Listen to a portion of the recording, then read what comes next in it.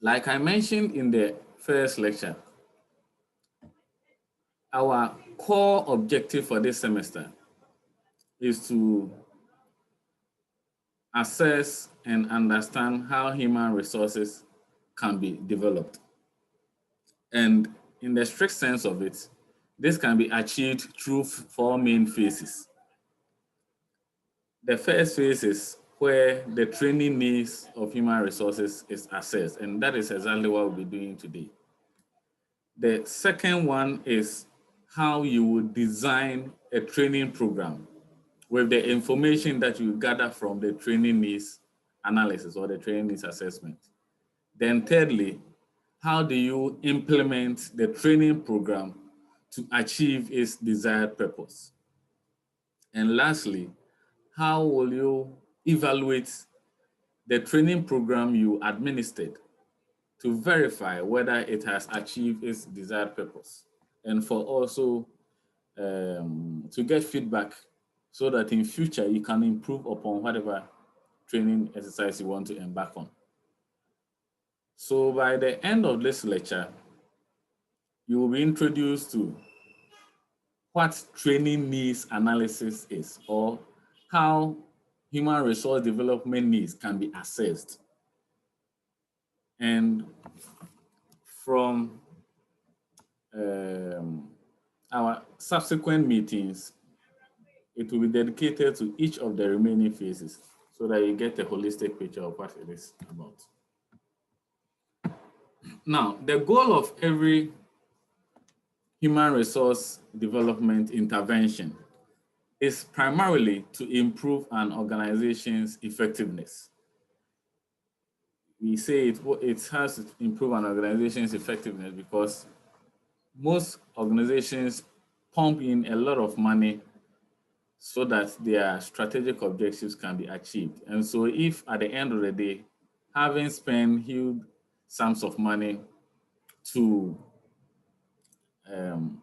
meet customer needs and also improve upon your productivity outcomes, you are not getting the desired results, then it means something is wrong somewhere. So for the purpose of this class, the goal of HRD interventions in an attempt to improve organizational effectiveness is one, to solve the current problems that the organization is facing, some of which could be the numerous complaints that is coming from the direction of customers, or the numerous complaints that employees are making because they are not, for instance, having adequate knowledge about the use of a particular equipment, or they are not having adequate know-how as far as the health and safety of their enterprise is concerned.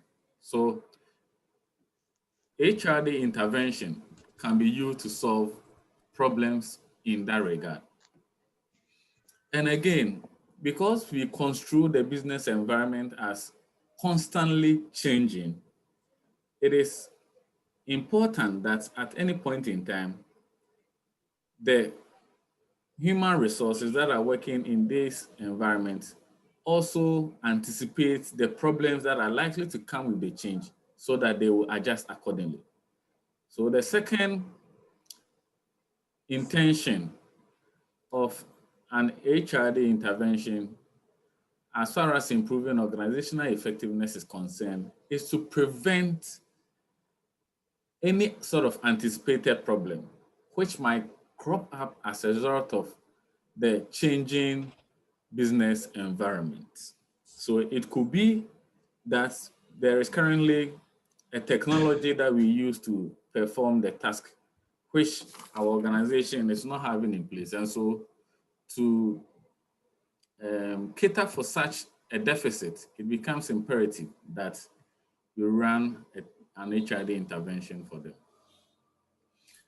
Again, every organization, irrespective of their core mandates, have specific positions that they construe to be very much instrumental to their success. So if you take GTUC, for instance, we have top level management, middle level management, lower level management. And each of these jurisdictions have the contribution they bring onto the table. Now, GTUC also know specific people who are very much instrumental to their success. And these people are always targeted in terms of their nurturance and their training, so that they will be up to task with the responsibilities that are given to them.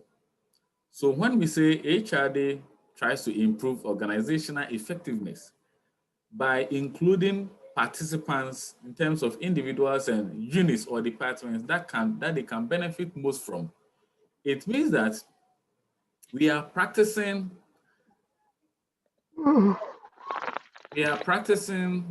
an HRD intervention in which we have at the back of our mind that certain crop of employees or people within our organization play an instrumental role towards its success.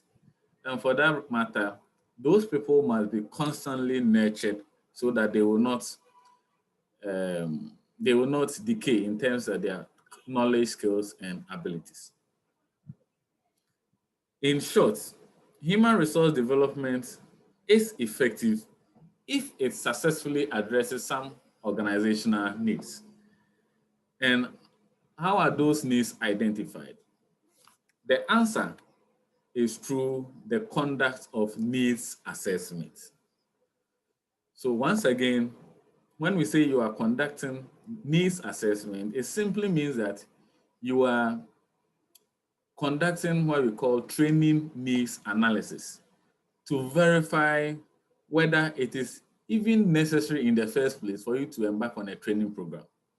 We don't want a situation where there will be a lot of apathy from the part of employees towards the program you are running because they don't see the content to be very much useful to them. So to address all these issues and also to prevent the situation where you end up developing a training program with which the content does not readily address the needs of an organization, it is imperative that you conduct needs assessment, or what we call training needs analysis. Now, so basically this is what I was talking about initially, that all human resource development interventions should be designed and conducted using a four-phased approach. Once again, some of you have your microphones on. This is the last time I'll be reminding you. Now, this four-phase approach is the generic approach that HRD interventionists employ and utilize to ensure that their intention of imparting knowledge into the workforce is achieved. Now, what is this four-phase approach? So the first phase of the approach is what we call training needs analysis or needs assessment. And that is exactly what we'll be doing today. From next week onwards, we will be looking at the remaining components. So in addition to the needs assessment, we conduct what we call training design. And in the design, you are supposed to put in place all the requisite resources and conducive environments within which the training program can be implemented. So in there, we think about even the content of the program you want to administer. And you have to develop all these things with at the back of your mind, there should be the target audience that you intend to administer to. Then after designing the program, there is also the need for you to implement. So this is where you either deliver it through an on-the-job or off-the-job training program. And even if it's on the job, there are several typologies that you have to implement. So depending on your target audience, once again, you adopt the appropriate one. Then after implementing, there is the need for you to also evaluate whether learning has taken place. And what we mean by learning having taken place is the degree to which there will be a relatively permanent change in the affect, cognition, and behavior of employees. The evaluation phase also serves as an avenue for the trainer or the HRD department to get feedback from the trainees to see whether they are satisfied or whether the objectives that they were aspiring to achieve have not been achieved, and so on and so forth. Bruce and Rebecca, put off your microphones. So definitionally, needs assessment or training needs analysis can be explained as the process by which an organization human resource development needs are identified and articulated. Now, this presupposes that the intention of needs assessment is not only to identify the training needs of employees, but it is also expected to strategically and systematically articulate it convincingly to the top level management so that they will be in the position to understand why they have to pump in some money for the training exercise. So if at the end of the day you identify the training needs, but you are not able to make a cogent argument to the various units or departments that are responsible for footing the bill for the training program, then you are not likely to be successful in implementing the program. Okay, now, so what are some of the issues that training needs assessment or training needs analysis can identify? According to research, it can identify at least 4 main issues. The first one is that it can identify an organization's goals and its effectiveness in reaching those goals. In other words, every organization has his own core mandate, which they aspire to achieve in future. And in the interim, they take series of actions and decisions towards the achievement of these long-term goals. So the needs assessment primarily is always in the position to ascertain whether, in the first place, the goals that the organization has set is realistic. And if it is realistic, the organization also finds itself in a position where it can achieve it in terms of the resources that it has in its dispensation. Now, the second issue that training needs analysis can also resolve is the discrepancy or the gaps between employee skills and the skills required for effective current job performance. What we are saying over here is that when you take your time and conduct training needs analysis, it will help you to understand the basic knowledge, skills, and abilities that employees are expected to possess now so that they will be successful on their job. And it will also help you to identify the gaps in these knowledge, skills, and abilities. In other words, what are they lacking at the moment and how is it constraining them towards their performance of their current job?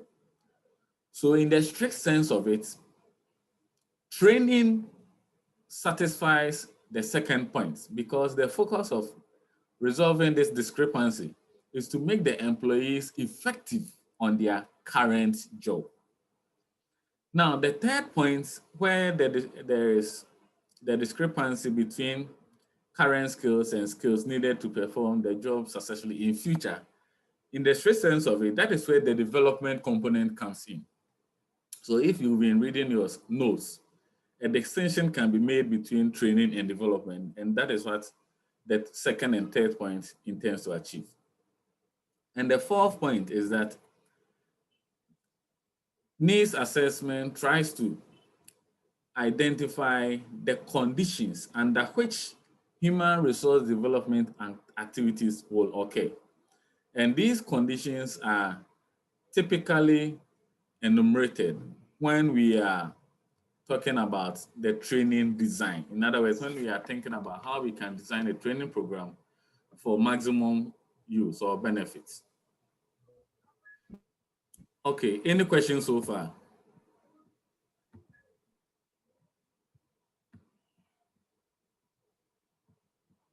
All right, let's make progress.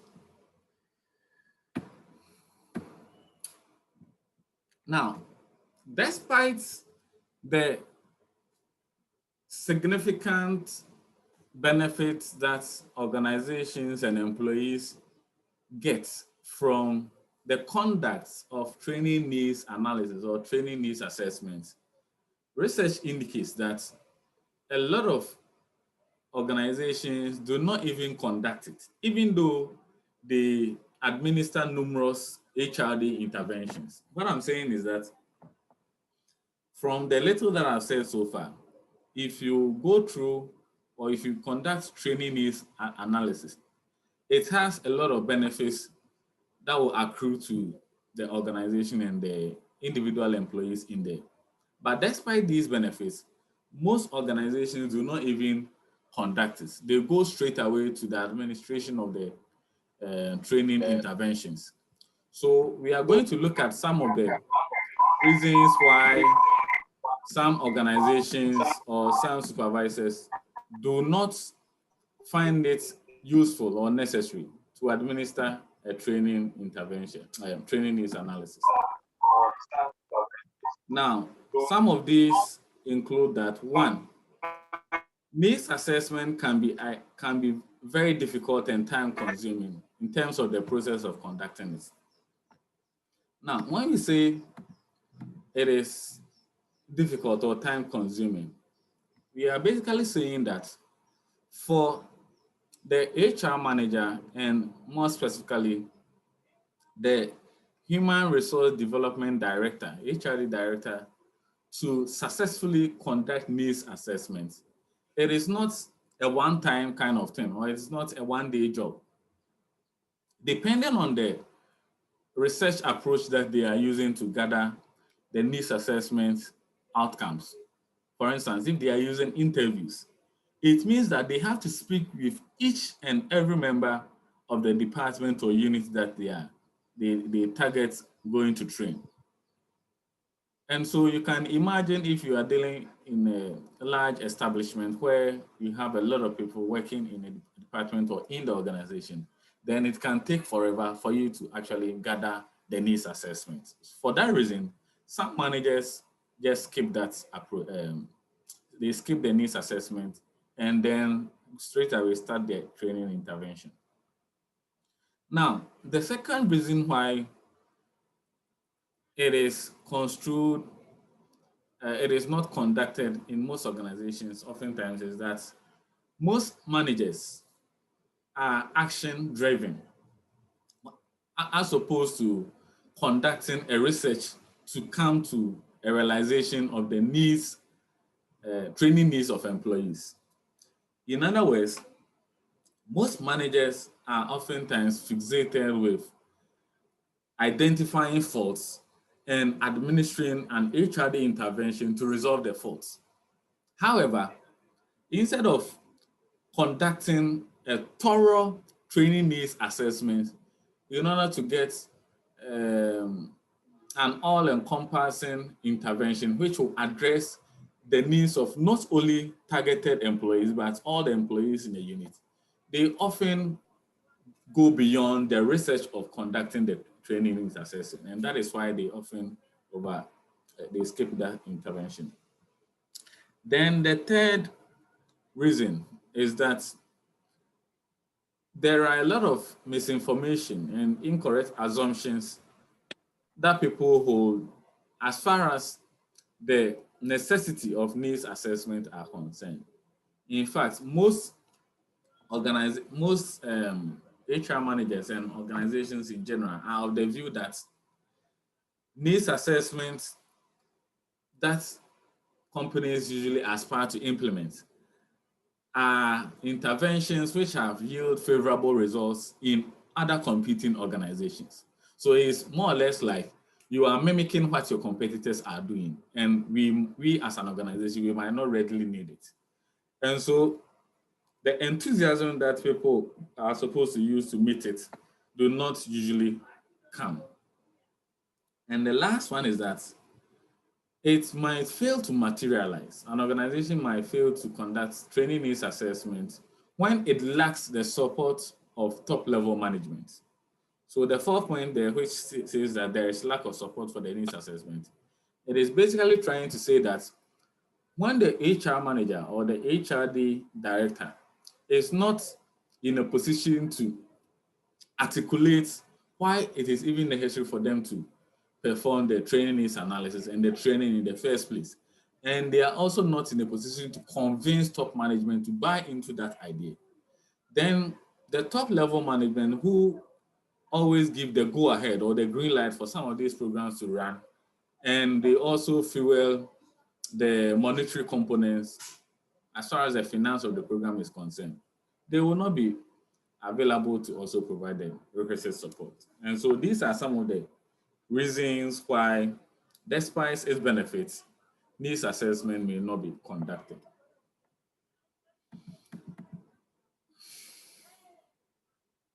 Now, so what is training need, or what is HRD need? In this context, the concept of need basically refers to a discrepancy, basically a difference between what an organization expects to happen and what is actually happening. In other words, when an accountant is expected to be in a position to balance all the books of a company, but this accountant is not actually in a position to do so, then we say there is a discrepancy. Now, so a discrepancy can exist if, another example is that as a discrepancy can exist if a shipping supervisor has been charged to maintain an average turnaround time of 24 hours for shipping customer orders, and it is actually taking his or her department an average of 26 hours to do this job. So you realize that this shipping supervisor is expected to use at most 24 hours to ship goods to customers. However, this supervisor is using 26 hours to do that, which means that there is a delay of at least 2 hours here. So when we talk about a discrepancy between the actual performance and expected performance of an employee, that is what we mean. And these discrepancies can go a long way to affect the expectations and the goodwill of an organization, in the sense that the 2 hours delay can be construed as a loss to the customer, especially when one's outcome in that regard is one's output in this regard becomes the input of another person. Alex, go on with your question. Yeah, so it is 36. The average of 36. Okay. All right. Thank you very much.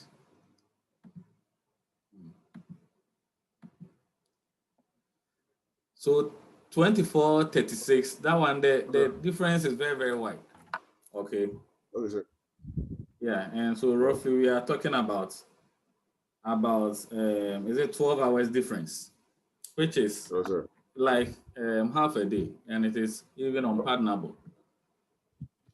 Now, a similar inconsistency is demonstrated when a police officer is expected to use a minimum force to apprehend suspects, but the department received documents complaining that the officer had used excessive force. In that regard, we realize there has been some challenges in terms of how the suspects were handled. And if it is not appropriately managed, it can affect the image of the security person in the eyes of the outside world. So basically, when we talk about training needs analysis, we are trying to assess whether it is even necessary for us in the first place to conduct a training program. And if there is the necessity, what are the content or ingredients that we must focus on as we administer this training program. Moreover, which environment will be more conducive for this training program to be administered? All those things fall within the purview of training needs analysis. Alex, go on.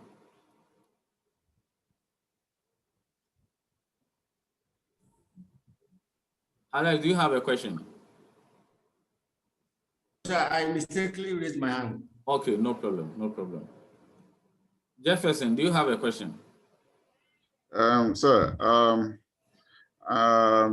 let's say an organization like a shipping agency was supposed to ship goods to customers within certain time, like Okay.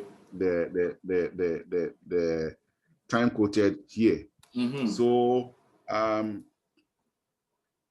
something happened. Something happened.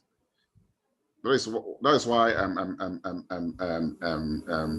the shipping agency were not able to. Yeah, there was a delay in the shipping. So how do we term it? Because something happened. It wasn't intentionally. So how do we consider that?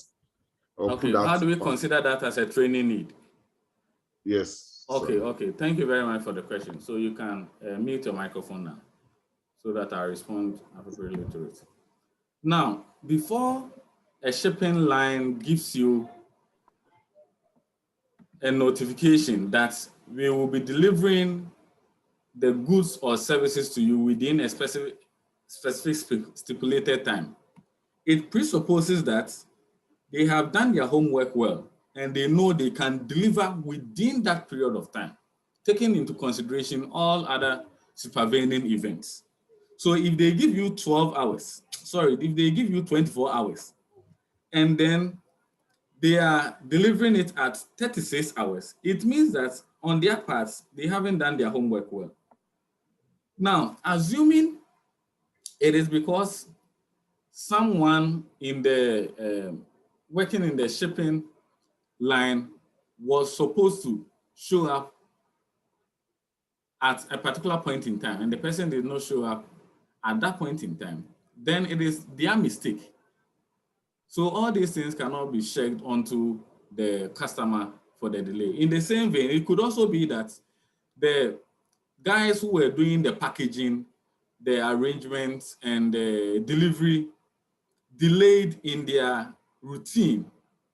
And so, which means that training can come in to enhance the speed with which they do their delivery. That is where we have to be picturing the whole scenario. I don't know if your question is answered. Okay, Alex. Sir. Your hand is still up. Oh. Yeah, but this time it's like I just wanted to say if the time goes beyond what was programmed,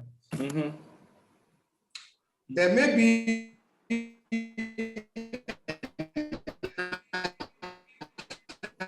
because like maybe you are working in an environment where Alex, we are struggling to hear you well. Your network is breaking.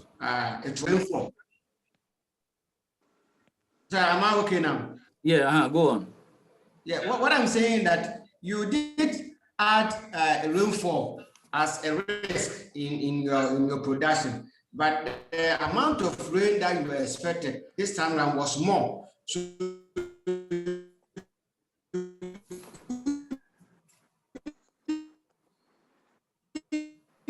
deliver 24 as against the 36. So I get my point is that where you are natural occurrences which may happen. Okay, I understand what you mean now. So ideally, in every field of practice or in any community of practice, there are certain things that we have control over. So when we are setting our time of operation, those are the things that we take into consideration. again, there are what we call supervening events or force majeures, which we do not have control over. So if this delay of 12 hours is as a result of a supervening event or something that we do not have control over, like an earthquake, that one you can provide cogent explanation to the customer, and they will even understand the reason for the delay. However, if the turnaround time is not as a result of these supervening events that we do not have control over, but it's as a result of the the tardiness or the inadequate speed with which the process had to be performed by the ones that were doing the packaging and all that, then it is an avenue where training can resolve to hike up or to heighten the pace with which they can do their deliveries. All right. So let's make progress. Now, the various levels of analysis. Theoretically, there are three main levels of analysis. In other words, when the HRD director decides to make training needs analysis, it can be performed at three main levels. And what are these levels? The first one is at the strategic or organizational level. The second one is at the task level or at the various departments where the job is performed. And the last one is at the person or individual level.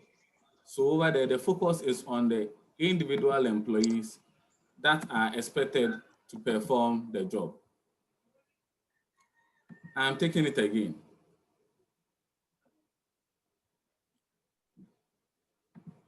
When we talk about the levels of analysis of an HRD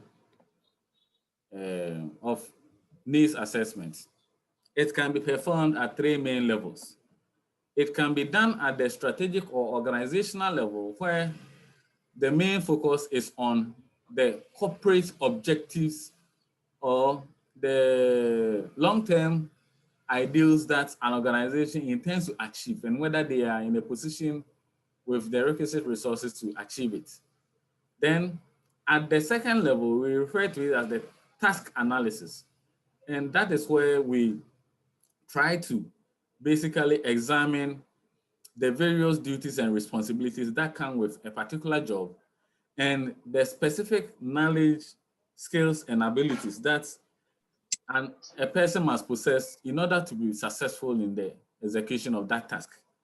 And the third level is what we call the person analysis, where we zero into the individual employees to verify their knowledge, skills, and abilities to see whether they actually fit the positions where they are working, and also to verify whether there are discrepancies in the credentials they possess and the actual credentials that has been identified with the positions that they occupy. In about 2 minutes time, the link will be going off because I'm using my own account. So immediately it goes off, try to rejoin in again, okay? All right. Now,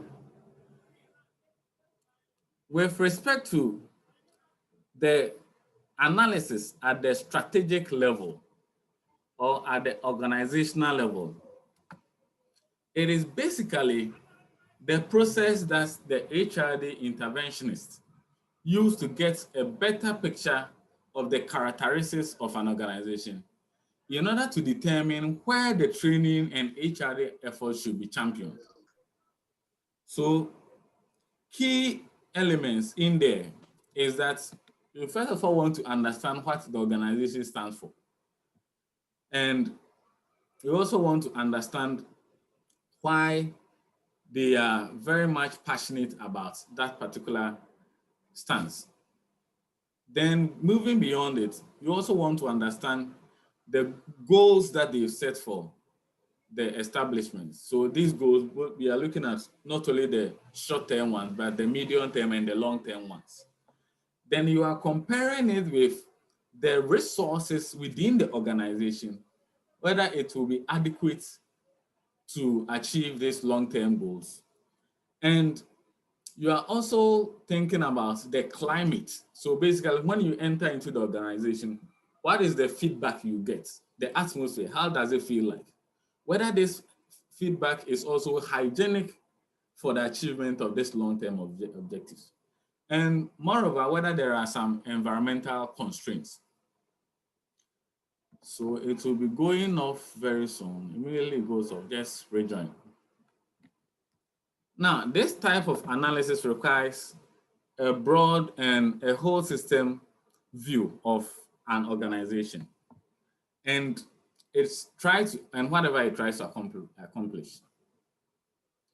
Now, the organizational characteristics studied may be including the goals and objectives, the reward systems, the planning system, delegation system, control, communication, and so on and so forth.